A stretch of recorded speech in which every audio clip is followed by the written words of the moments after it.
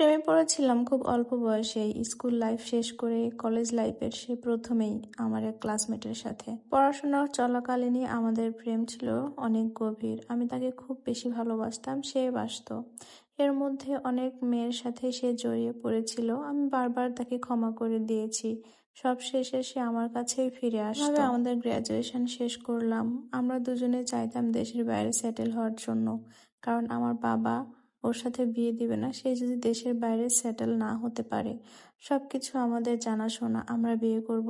এমন সময় ওর একটা সুযোগ চলে আসলো। আমি ভাবলাম আমি স্পাউস ভিসায় চলে যাব, সে তাহলে যাক। তার ফ্যামিলি আসলে ওইরকম ভালো ছিল না যে টাকা পয়সা দিয়ে তাকে হেল্প করবে। আমি আমার সম্পদের অর্ধেক বিক্রি করে তাকে আমি দেশের বাইরে পাঠানোর ব্যবস্থা করলাম। আমাদের মধ্যে এতটাই ভালো সম্পর্ক ছিল যে আমি তাকে খুব বেশি বিশ্বাস করতাম।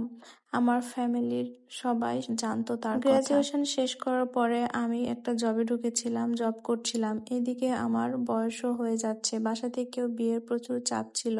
ও দেশের বাইরে গিয়ে সেটেল হতে হতে অনেক দেরি হচ্ছিল। তার ফ্যামিলিতে তেমন কেউ ছিল না, শুধু তার একজন বড় ভাই ছিল। আমাদের রিলেশনের কথা তিনিও জানতেন। আসলে বলতে গেলে সবাই জানতেন যে আমরা বিয়ে করব। কিছুদিন না যেতে তার ওখানে একটা ভালো জব হয়। সে পড়াশোনার পাশাপাশি জবও করছিল। এর মধ্যেও প্রায় 3 বছর হয়ে গিয়েছে সে দেশের বাইরে চলে গিয়েছে। আমাদের যোগাযোগ হতো, কিন্তু মাঝে মধ্যেই হতো না। আমি জানি না কেন। হুট করে সে আবার নিজে থেকেই ফোন করত। এভাবেই চলছিল আমাদের সম্পর্ক। একদিন হুট করে তার সাথে আর কোনো যোগাযোগ করতে পারছিলাম না। পরে শুনলাম সে ওখানে একজন বাংলাদেশিকে বিয়ে করেছে। সে আমার কথা একবারও ভাবলো না।